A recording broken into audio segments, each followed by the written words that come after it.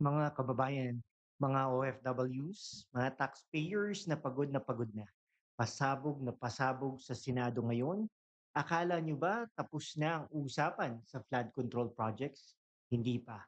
14 daw, 14 na Maleta Boys ang lulutang na sa susunod na hearing ng Blue Ribbon Committee ni Senador Pia Cayetano. Oo, narinig niyo mga kaibigan, ito ay tama. Maleta Boys, mga witness na may alam daw sa distribution ng cash-filled suitcases.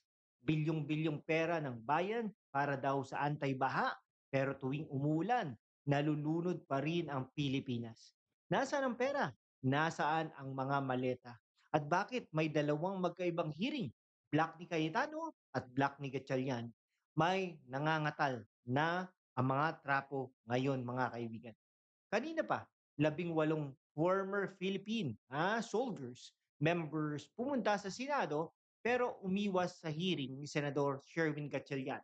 Diretso kay Senador Robin Padilla dahil guest nga po at nagpa-press conference sila kasama si Attorney Baligot. Bakit? Anong tinatago? Anong alam nila na ayaw nilang sabihin sa ibang panel? Mga kaibigan, dito sa hashtag #WalkWithLand, walang kinikilingan, walang takot. Hindi tayo fan club ni kahit sino. Ngayong ilang mga minuto natin ito, ngayong araw na ito, mga kaibigan, himayin natin ito ng buo mula sa simula hanggang sa dulo. Walang whitewash, walang paligoy-ligoy, #WalkWithLand style. Tara na!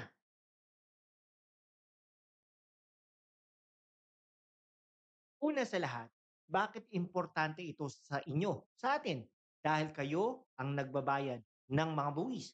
Kayo ang mga OFW na nagpapadala ng remittances, pawis at dugo nyo yan.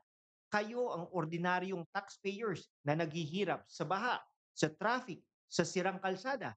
Tapos ang budget para sa flood control, bilyong-bilyon kada taon. Sabi ni dating Congressman Mike Defensor, naging district congressman yan si Mike Defensor sa 3rd District ng Quezon City at Ana Kalsugan, isang party list, isang term lang po yan, at ni Attorney Levito Baligod. Handa na ang 14 na Maleta Boys na nag-testify. Sa susunod na hearing, sabi ni Baligod, pero bakit kay Cayetano? Ha? Anong nangyari sa Gatchalian panel? Political rivalry ba ito o totoong paghahanap ng katotohanan? Mga kababayan, ito ang klasikong tanong. Accountability o moro-moro lang ulit? Gaya ng nakikita natin sa maraming investigasyon, maraming ingay, konting usok, tapos wala namang nangyayari. Pero ngayon, may witnesses na lumalabas. May pressure na. Dapat pag-uusapan natin ng mahaba-haba. Mga kaibigan, breakdown muna. Ano ang alam natin? Sabi ni dating Congressman Mike Defensor, 14 additional witnesses. Tinatawag na Maleta Boys. Kung may 18 ex-soldiers, may Maleta Boys naman tayo. Dahil daw sa kaalaman nila sa cash distributions sa flood control projects. Pero kung ako sa kanila, mas maganda kung nandiyan si Saldico para magpatunay na talagang dinala nila ito allegedly kay Martin Romualdez at kay Bongbong Marcos. Allegedly allegations lahat po ito. Cash inside suitcases. Eto naman si Ridon, no? Sabi niya, hindi daw lahat ng maleta ay pera ang laman, kundi mangga at peluka. He's referring to Senador Marcoleta at Senador Amy Marcos. Pelikula, pero totoong nangyayari sa bayan natin mga kaibigan. 18 former Marines or former soldiers punta pero hindi sumali sa Gatchalian hearing. Bakit? Takot ba? May instruction ba? O may mas malalim na dahilan? Ngayon, pupunta sila kay Senador Pia Cayetano, Alan Peter Cayetano's Black. May kinalaman ba ang family dynamics dito mga kaibigan? Sa tingin ko wala naman. Compare natin si standard ni Congressman Marcoleta. Senador Rodante Marcoleta ang ating legal genius, ang ating superhero. Yung matalas na tanong, legal basis, procedural integrity. Dapat ganun din dito. Tanungin, Sino ang nagbibigay ng pera? Sino ang tumatanggap? Ano ang exact role ng mga contractors? Nasaan ang mga maleta boses? 'Di ba? Mas maganda po yung mga gano'n. Ngayon, ano po bang political scenarios natin dito 'no? Political payback ba ito? O dahil malapit na po ang 2028, pre-election maneuver ba ito? O legit whistleblowers ang mga Maleta Boys at ang 18 ex-soldiers? Mga kaibigan 'no, grabe 'no, taon-taon na lang po 'no, bumabaha pero may mga budget naman po 'yan. Ngayon, yan po ang failure ng flood control. Flood control per se is not bad, no? Kung talagang hinusto ang proyekto na ito ay talagang makikinabang naman po tayo, magiginhawaan tayo sa mga baha. Pero hindi po ganoon.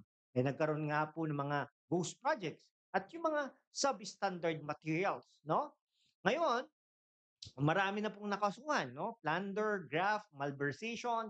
Isa na nga po do'n si dating, Senador Bong Revilla at Senador, Jinggoy Estrada, mga contractors, mga diskayas, at iba pa 'no, mga engineers 'no, mga maliliit na engineers, district engineers. Secretary Bonoan, kaya lang, naka-hospital arrest, something like that 'no. Pero wala pa po tayong narinig na nakasuhan at nakulong do'n po sa lower house, sa House of Representatives. Yun po ang katanungan ng bayan, 'di po ba? Yun, marami po 'no, marami pa 'yan, possible cases sa ombudsman at sandigan bayan. Bali-balita na si Senador Joel Villanueva ay susunod, Chis Escudero ay susunod 'no, et cetera 'no. Kaya sa tingin po natin, kaya umatras na po si Senador Chis Escudero, lumipat na sa kabila.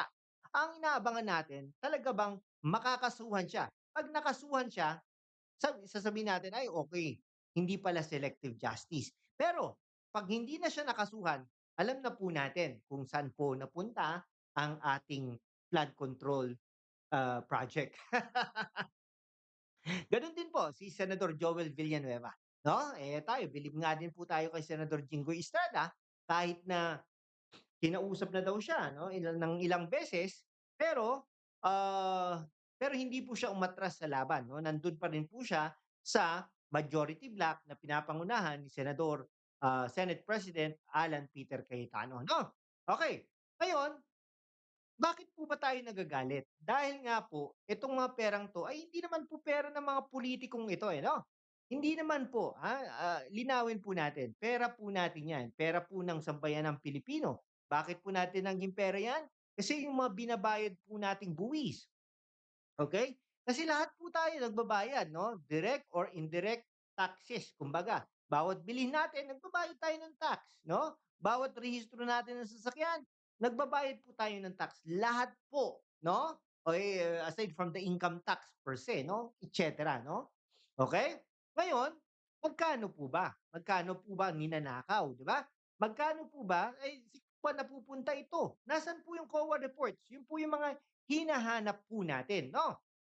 Ngayon, kung ikaw si senador, anong unang tanong mo sa Maleta Boys? Sige nga, i-comment niyo po sa baba kung anong, itatanong niyo sa Maleta Boys, this week po 'yan.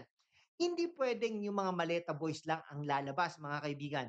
Dapat pati ang mga malalaking ista, yung mga boses po nila. Ang boses, ang project owners, ang approving officers, walang immunity dapat, 'no? Eh, hindi naman umattend yung ano, yung mga congressmen and women kanina, eh, 'no? Ngayon, walang sacred cows. Kung may korapsyon, ilabas lahat. Huwag niyo kaming lokohin na parang tanga, 'di po ba? Kaya po talaga ano 'no, para sa mga kababayan nating nasa probinsya na binabaha taon-taon 'no, Pampanga 'no, Bulacan 'no, Tarlac, Nueva Ecija, sa South po sa Laguna 'no, Batangas, Metro Manila po 'no, Metro Manila. Grabe 'no? Oh, para sa mga nasa Maynila naman na nalulunog sa traffic at tubig, para sa mga OFWs na nagtatrabaho abroad 'no, makatulong sa bayan, ito ang inyong laban. Hindi sapat ang ribbon cutting at press releases lamang mga kaibigan. Gusto natin ang resulta, gusto natin ng accountability. Sino ang kinakabahan sa mga Maleta Boys na ito? Sino ang may dapat ikatakot? Ang trapo mga kaibigan kapag nahuli, biglang due process daw. Pero kapag sila ang naninira, wala ng due process, double standard na. Dito sa channel natin, walang double standard, katotohanan lang ang hatol nila. Ang hatol ko mga kaibigan posibleng may katotohanan dito, pero kailangan ng matalas na investigasyon. Huwag maging political tool lang. Dapat magsilbi sa taong bayan. Kung ito ay totoong pagbubunyag, mabuti Kung isa na namang palabas, sisirain natin yan dito sa hashtag Walk with Life. Ano sa tingin niyo mga kaibigan? Totoong pagbubunyag ba o political strategy para sa eleksyon? Comment down below. I-share ang video na ito. We are on the road to 100,000 subscribers to show the strength of our community. Join us. Subscribe, hit the bell, join the YouTube membership sa hashtag Walk with Life. Sa mundo kung saan ang kasinungalingan ay nangingibabaw, ang katotohanan ang unang sinisikil. Pero kasama niyo ako magpapatuloy tayo sa laban, walang takot, walang kinikilingan, at laging handa para sa bayan. O sila, hindi kailanman kalaban ng katotohanan ang mga tanong. Mabuhay ang Pilipinas, God bless. See you sa susunod na Truth Bomb. Mabuhay po ang Pilipinas.